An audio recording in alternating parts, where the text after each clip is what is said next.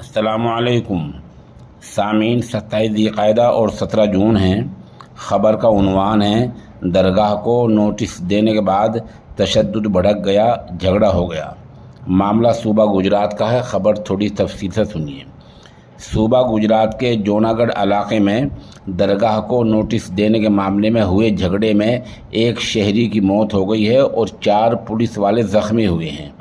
کہا جا رہا ہے کہ اس علاقے میں حضرت روشن شاہ پیر بابا کی درگاہ ہے جو غیر قانونی طور پر بنائی گئی ہے۔